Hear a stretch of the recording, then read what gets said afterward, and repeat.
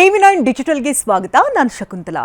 ವಿಜ್ಞಾನ ಮತ್ತು ತಂತ್ರಜ್ಞಾನವು ಮನುಷ್ಯನ ಬದುಕನ್ನು ಎಷ್ಟು ಹಸನಾಗಿಸಿದೆಯೋ ಪ್ರಕೃತಿಯ ಸೃಷ್ಟಿಗೂ ಹೊಸ ಭರವಸೆಯನ್ನು ನೀಡುತ್ತದೆ.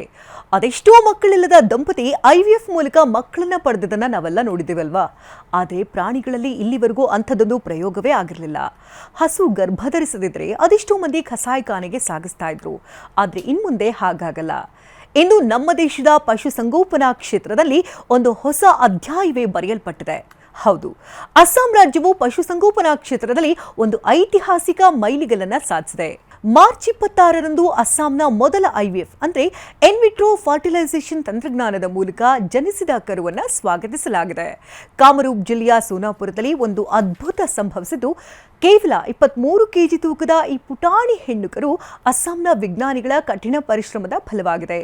ಆರೋಗ್ಯಪೂರ್ಣ ಜನನವಾಗಿರುವಂತಹ ಈ ಕರುವಿಗೆ ಅತ್ಯಂತ ಪ್ರೀತಿಯಿಂದ ಲಕ್ಷ್ಮಿ ಅಂತ ಹೆಸರಿಡಲಾಗಿದೆ. ಈ ಐತಿಹಾಸಿಕ ಸಾಧನೆಯ ಹಿಂದೆ ಖಾನಪಾರದ ಪಶುವೈದ್ಯಕೀಯ ವಿಜ್ಞಾನ ಕಾಲೇಜಿನ ಪ್ರತಿಭಾವಂತ ವಿಜ್ಞಾನಿಗಳ ತಂಡವಿದೆ. ಡಾಕ್ಟರ್ ಮಂಜೂತಿ ಭುಯಾನ್ ಅವರ ನೇತೃತ್ವದಲ್ಲಿ ಅತ್ಯಾಧುನಿಕ ಭ್ರೂಣ ವರ್ಗಾವಣೆ ತಂತ್ರಜ್ಞಾನವನ್ನು ಬಳಸಿ ಈ ಯಶಸ್ಸನ್ನು ಸಾಧಿಸಲಾಗಿದೆ.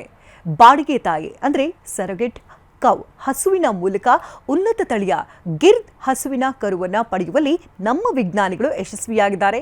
ಸಾಮಾನ್ಯ ಹಸುಗಳಿಗಿಂತ ಭಿನ್ನವಾಗಿ ಇಲ್ಲಿ ವಿಜ್ಞಾನಿಗಳು ಐವಿಎಫ್ ಮತ್ತು ಭ್ರೂಣ ವರ್ಗಾವಣೆ ತಂತ್ರಜ್ಞಾನವನ್ನು ಬಳಸಿಕೊಂಡಿದ್ದಾರೆ. ಉತ್ತಮ ತಳಿಯ ಹಸುವಿನಿಂದಾಗಿ ಅಂಡಾಣುಗಳನ್ನು ಸಂಗ್ರಹಿಸಲಾಯಿತು. ಅವುಗಳನ್ನು ಪ್ರಯೋಗಾಲಯದಲ್ಲಿ ಫಲವತ್ತಾಗಿಸಿ ಭ್ರೂಣವನ್ನು ಸಿದ್ಧಪಡಿಸಲಾಯಿತು.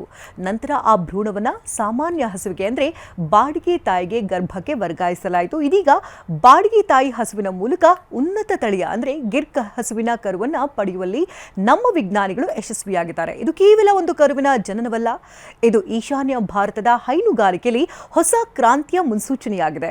ಈ ತಂತ್ರಜ್ಞಾನದಿಂದಾಗಿ ರೈತರು ಅತಿ ಕಡಿಮೆ ಅವಧಿಯಲ್ಲಿ ಉನ್ನತ ತಳಿಯ ಹಸುಗಳನ್ನು ಪಡೆಯಬಹುದಾಗಿದೆ.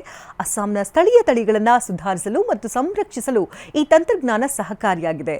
ರೈತರ ಆದಾಯವನ್ನು ಹೆಚ್ಚಿಸಲು ಇದು ದೊಡ್ಡ ಬದಲಾವಣೆಯನ್ನು ತರಲಿದೆ ಅಂತ ಹೇಳಲಾಗ್ತಿದ್ದು, ಈ ಐತಿಹಾಸಿಕ ಸಂಘಟನೆಯು ಈಶಾನ್ಯ ಭಾರತದ ಕೃಷಿ ಮತ್ತು ಪಶುಸಂಗೋಪನಾ ಕ್ಷೇತ್ರದಲ್ಲಿ ಹೊಸ ಕ್ರಾಂತಿಗೆ ನಾಂದಿ ಹಾಡಿದೆ.